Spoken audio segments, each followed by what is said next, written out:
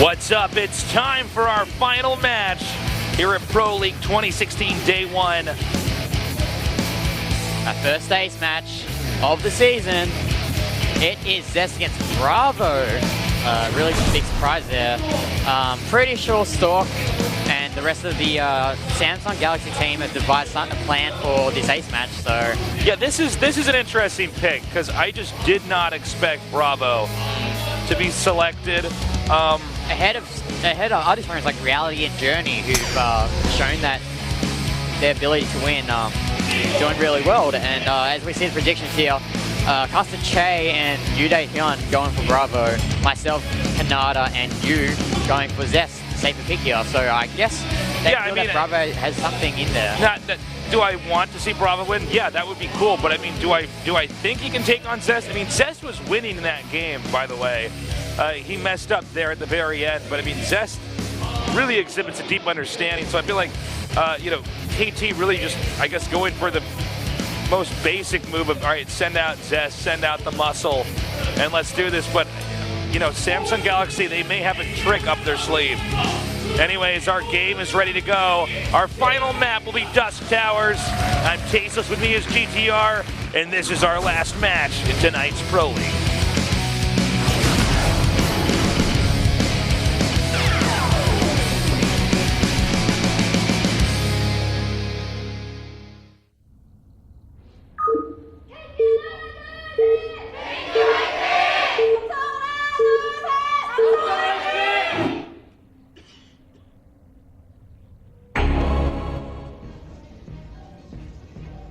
In the upper right in the red, once again, it's Zest. In the bottom left in the blue, Bravo. So Bravo being sent out instead of Journey or Reality. The only reason I can think of is that Stork and friends have devised a snipe build for Zest on this map. And what kind of snipe builds could Bravo do here? The only thing I can think of is that ghost build. I mean, maybe. Let's keep in mind that with Protoss is operating slightly differently now because it's been patched. Is it a snipe build? Is it just that Bravo's really good and he deserves our respect? And of course, this was a wise decision. Maybe Bravo's wrecking people in the team house.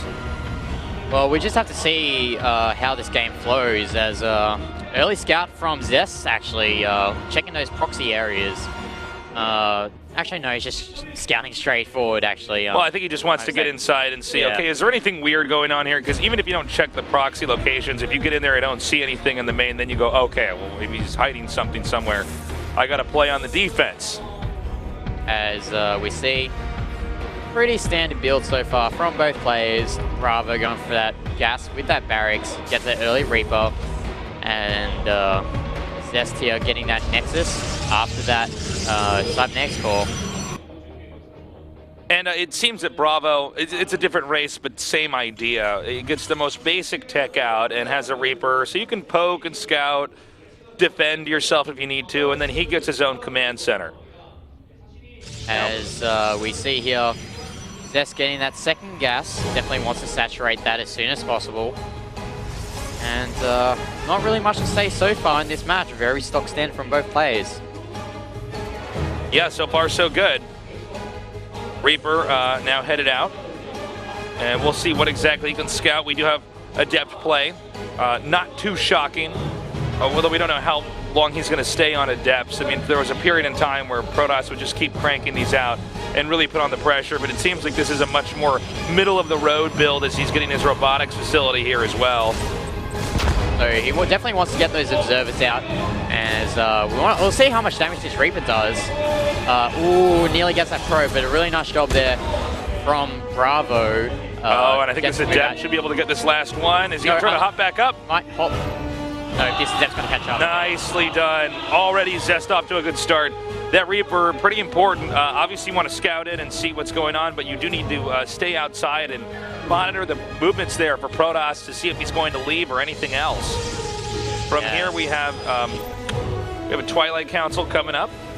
So Zest, I like it. He's getting the Adept out, so he has some maneuverability. He gets the Observer out, so he's safe. He has detection. against anything else. He can scout from there as well, and then he begins to just tech up with that Twilight Council. For Bravo, we're seeing what we've seen a lot of Terrans do. They go for a quick expand into tech.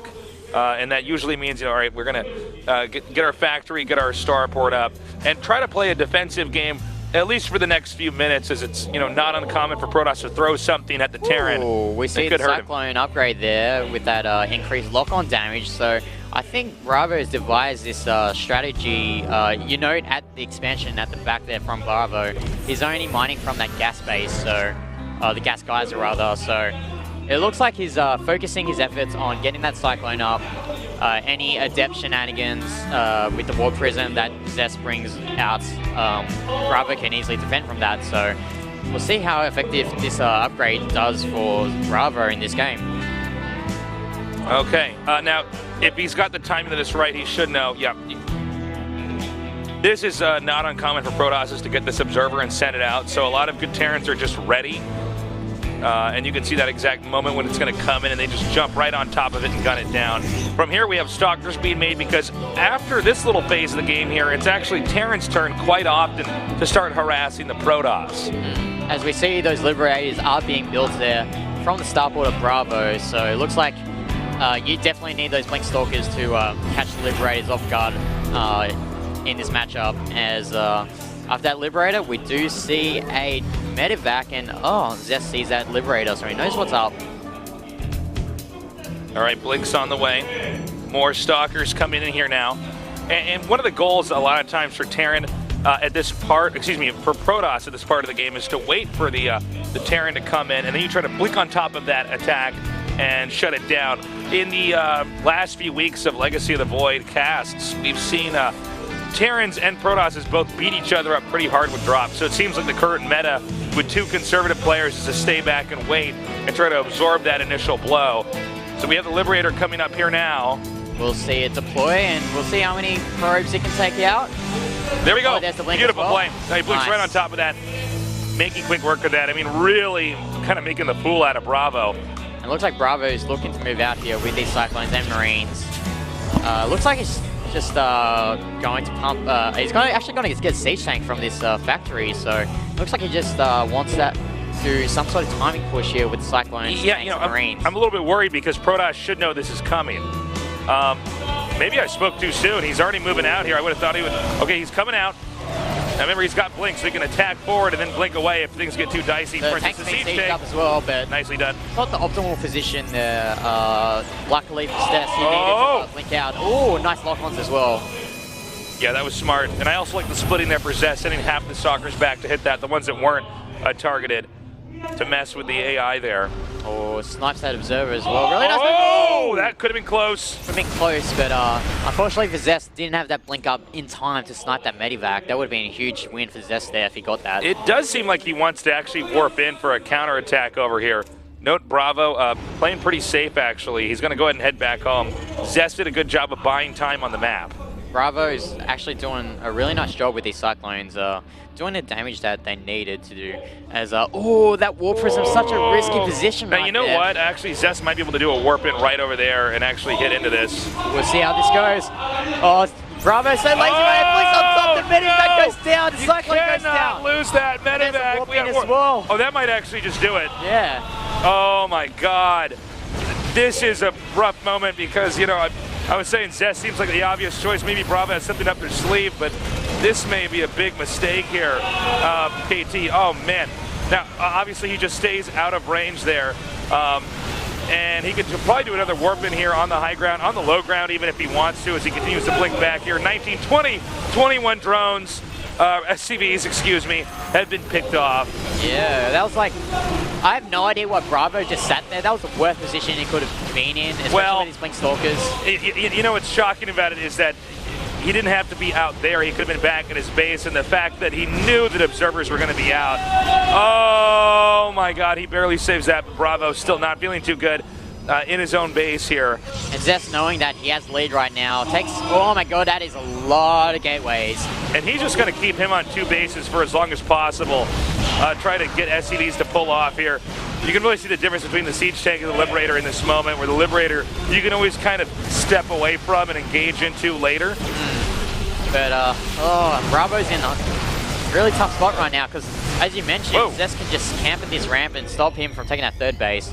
And even though the command center didn't die, it's still alive, so... Yeah, but I mean, the question is, I mean, does that really matter? I mean, he has to get back onto the low ground.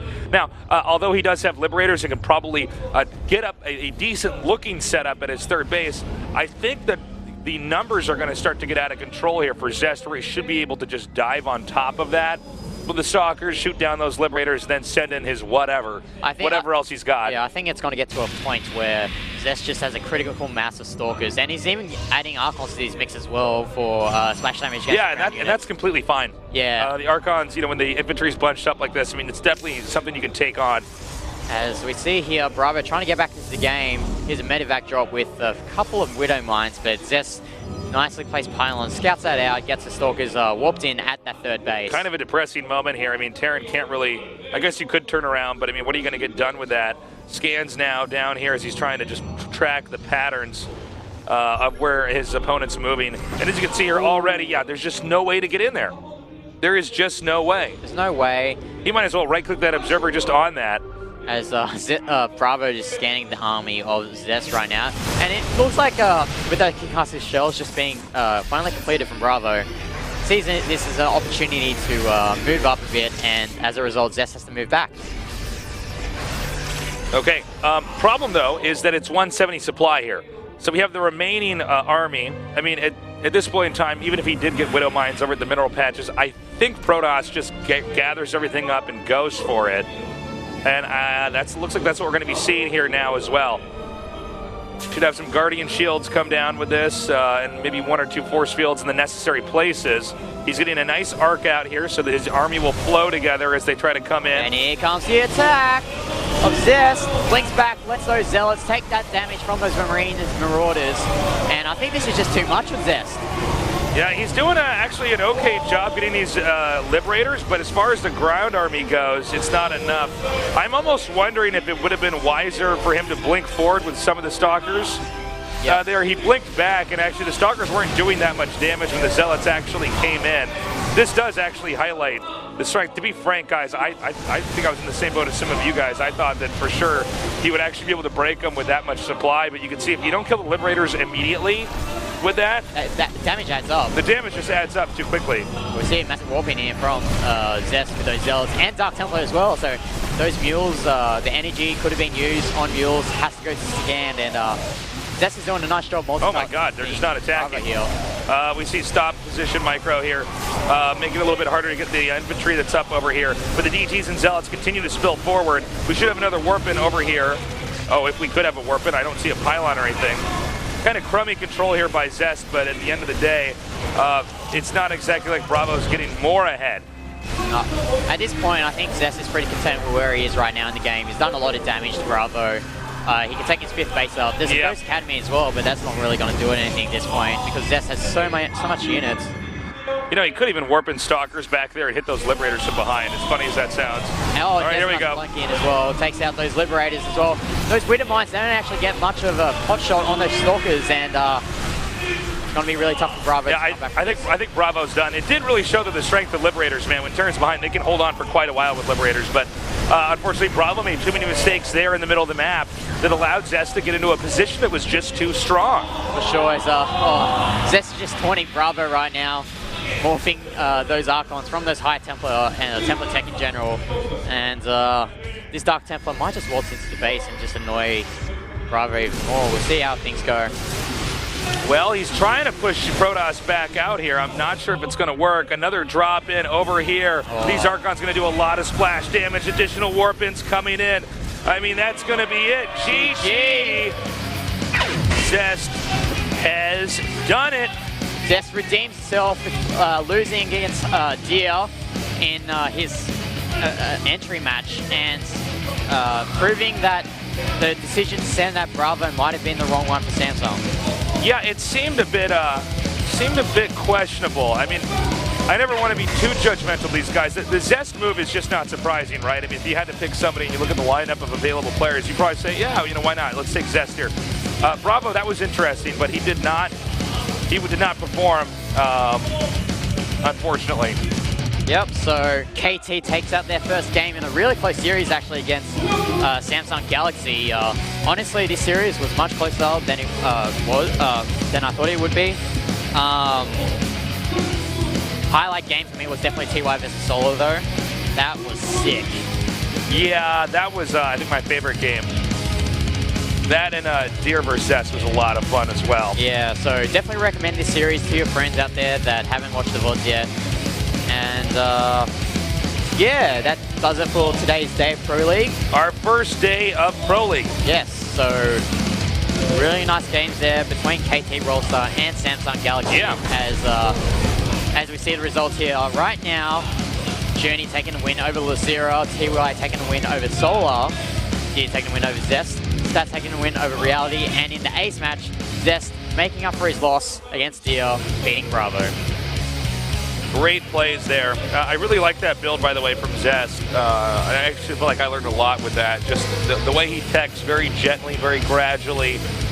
It's got nice defense to start. It's actually, one of these builds Artosis would preach about because it's safe and it's solid. It allows you to get into a good position later on in the game. And, Bravo, I like what he was doing, but, this is some fundamentals that you got to watch out for. I mean, he had a medevac holding a tank in the middle of the map,